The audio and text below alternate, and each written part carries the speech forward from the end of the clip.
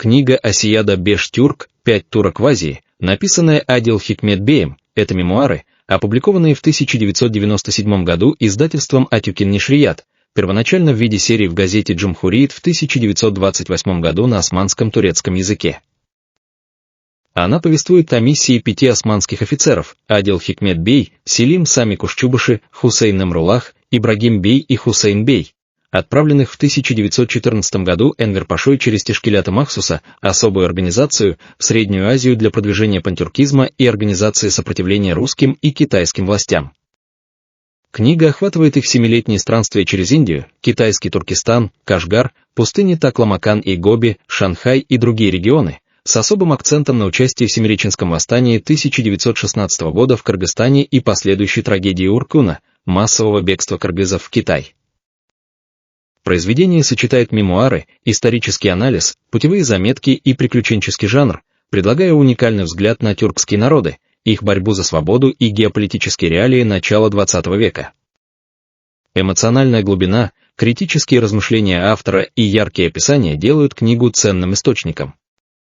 Но мы в этом видео будем говорить в основном о кыргызах, о том, как их описывает Адил Хикмет Бей, об их культуре, мировоззрении и особенностях, а также о ключевых событиях, таких как Семиреченское восстание 1916 года и трагедия Уркуна. Давайте разберем это по порядку, опираясь на книгу. Сначала о том, как Адил Хикмет Бей видит кыргызов. Он описывает их с позиции османского офицера, сочетая восхищение их тюркским духом и критику их социальной отсталости.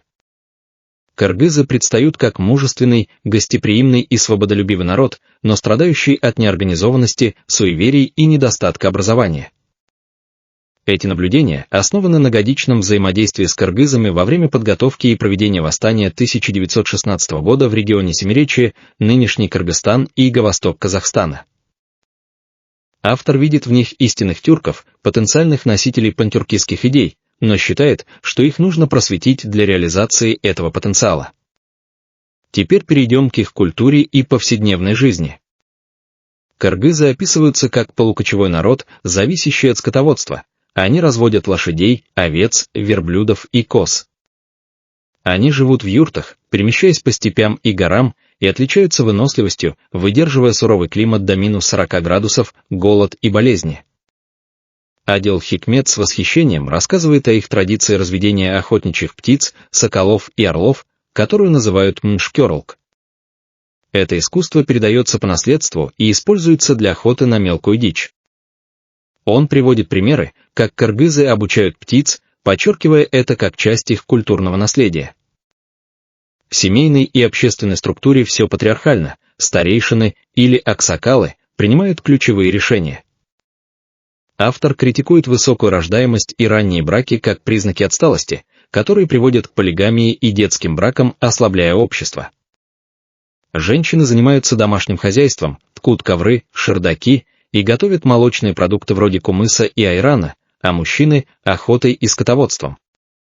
Гостеприимство кыргызов просто поражает, они называют османских турок стамбульскими турками и делятся с ними едой, даже в нищете. В одном эпизоде из книги кыргызская семья угощает 5 турок бараниной и кумысом, несмотря на собственный голод, и укрывает их от русских шпионов. Что касается искусства и ремесел, кыргызы искусны в музыке, играют на камузе, поют песни и танцуют, что сопровождает ритуалы, включая жертвоприношения. Они создают серебряные украшения, ковры и конскую упряжь, но отсутствие образования и инфраструктуры, по мнению автора, тормозит развитие. Адил Хикмет отмечает, что их ремесла могли бы стать основой для экономического роста при наличии школ и путей сообщения. А теперь о мировоззрении и верованиях кыргызов. Они воспринимаются как настоящие тюрки, готовые жертвовать всем ради свободы. Они лояльны пантюркизму и исламскому единству, видя в османах представителей халифата.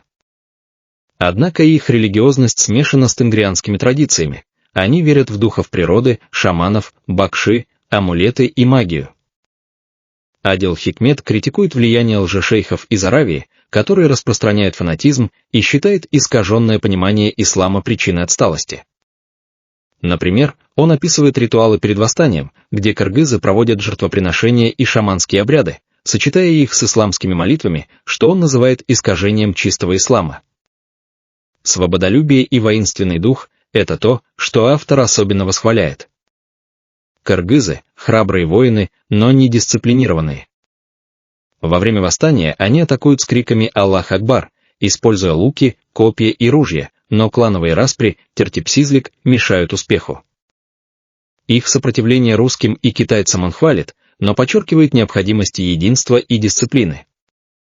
В книге упоминается, как кыргызские лидеры, такие как Хисамиддин, сын Шабдан-Батыра, и Канат Ибы-Кеуулу, вдохновляли народ, но не могли преодолеть внутренние конфликты. Экономические и социальные проблемы тоже не обходятся стороной: русская колонизация с высокими налогами, конфискация земель для русских переселенцев и принудительным призывом в 1916 году разоряет кыргызов. Адил Хикмет отмечает их гордость несмотря на бедность и осуждает суеверие и эксплуатацию со стороны религиозных лидеров, которые препятствуют прогрессу. Ключевые эпизоды из книги подчеркивают это: гостеприимство в сцене, где семья укрывает турок от шпионов, смешение верований в ритуалах перед восстанием, воинственность в атаках на русские гарнизоны. В Андижане кыргызы называют Селима Сами Самыбеком и даже называют его честь детей, видя в нем символ сопротивления. В целом, описание кыргызов отражает османскую перспективу Адил Хикмета.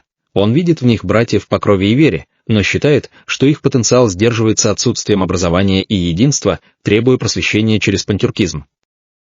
Теперь давайте перейдем к восстанию 1916 года. Это центральный момент в книге, где кыргызы играют главную роль.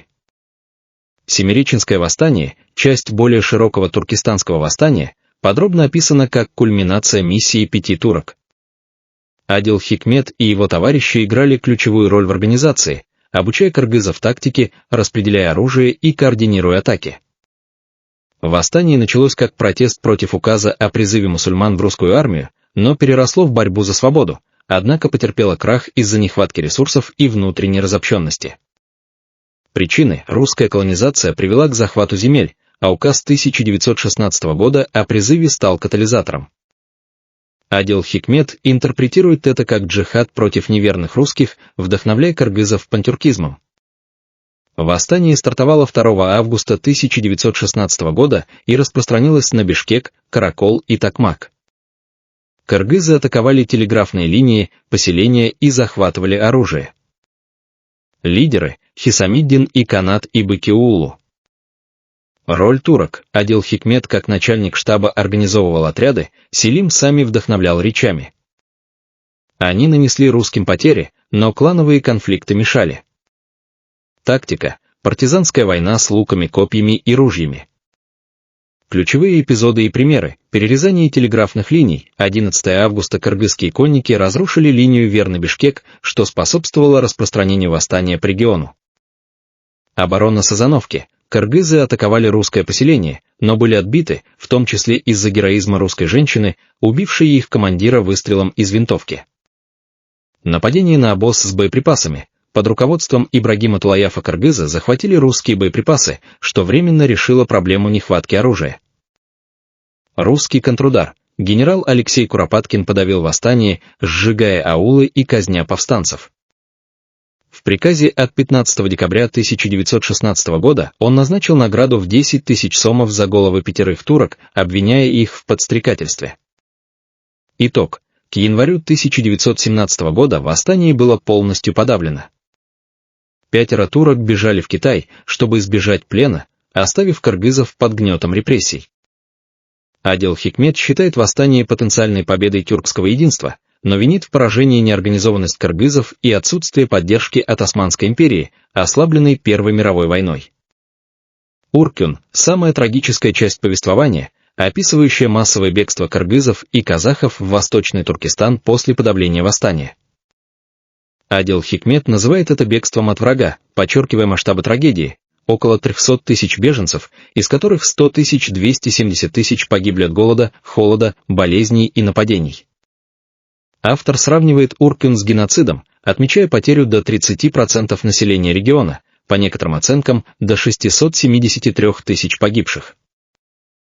Это событие стало символом стойкости кыргызов, но и их величайшей катастрофы. Причины и процесс Уркюна. Русские репрессии. После поражения восстания генерал Куропаткин начал карательные операции: сжигание аулов, массовые казни, 30 тысяч убитых на озере Иссык-Куль, конфискация скота и имущества. Кыргызы и казахи бежали в горы, а затем через перевалы и пустыни в Китай, надеясь на спасение. Путь бегства. Беженцы преодолевали суровые условия: холод до -40, отсутствие еды и воды, болезни. Многие семьи теряли половину членов. В Китае их ждали новые трудности: эксплуатация со стороны китайских властей и местных уйгуров, голод и эпидемии. Ключевые эпизоды и примеры. Нападение калмыков и русских. На границе с Китаем беженцы подвергались нападениям калмыков, лояльных русским монгольских буддистов, которые грабили и убивали женщин, детей и стариков. Русские отряды преследовали их, устраивая засады. Адил Хикмет описывает сцены паники: крики, плач детей, потерянные семьи. Калмыки, действуя как охотники за добычей, координировались с русскими, усиливая хаос. В одном эпизоде автор рассказывает, как кыргызские караваны были атакованы калмыками, а затем русские войска добивали выживших. Предложение о переселении в Османскую империю. В Китае кыргызские лидеры, такие как Хисамиддин и Канат Ибыки-Оулу, предложили переселить народ в Анатолию, видя в Османской империи землю тюрков и защиту от гнета. Адил Хикмет поддержал идею, предлагая поселить кыргызов в горных районах Южной Анатолии среди армянских деревень для укрепления тюркского присутствия. Однако Первая мировая война, блокада путей русскими и англичанами и нехватка ресурсов сделали это невозможным. Встречи с другими турками. В Кульдже, Инин, 5 турок встретили уйгура Мусабаева, связанного с турецкими кругами, который помог наладить контакт с кыргызскими беженцами. В Кашгаре они встретили турецкого школьного директора, а в Шанхае – военнопленных и агентов, с которыми обсуждали новости из Османской империи и планы сопротивления. В одном эпизоде в Кашгаре они встретили стамбульского хафиза, чтеца Корана, который читал проповедь на турецком языке, что вдохновило кыргызов. Эти встречи укрепляли дух турок, но прервались из-за преследования русских и китайских шпионов. Итоги Уркуна. В Китае беженцы столкнулись с нищетой, эксплуатацией и эпидемиями. Некоторые вернулись в Семиречье после февральской революции 1917 года, когда репрессии ослабли, но многие погибли. Адил Хикмет вернулся в Стамбул в 1921 году после 7 лет скитаний, оплакивая трагедию кыргызов. Уркун в книге – это символ стойкости кыргызов и их стремления к свободе, но также трагедия, вызванная отсутствием единства и внешней поддержки. Адил Хикмет подчеркивает, что катастрофа могла бы стать триумфом пантюркизма при наличии ресурсов и координации. Заключение. Книга «Оседа Беш-Тюрк» через призму личных переживаний Адил Хикмет Бея раскрывает сложную картину жизни кыргызов, их борьбы и трагедии в начале XX века. Описание культуры подчеркивает их тюркскую идентичность и потенциал, но критикует отсталость и неорганизованность. Семиреченское восстание 1916 года представлено как героический, но обреченный акт сопротивления русскому колониализму. Уркун – кульминация трагедии, где кыргызы, несмотря на мужество, теряют сотни тысяч жизней. Эпизоды, такие как нападение калмыков, предложение о переселении в Османскую империю и встречи с другими турками, делают книгу ценным источником о колониальном гнете и судьбе тюркских народов. Произведение остается актуальным для понимания истории Средней Азии и Османской империи, а также их взаимодействия в период глобальных потрясений.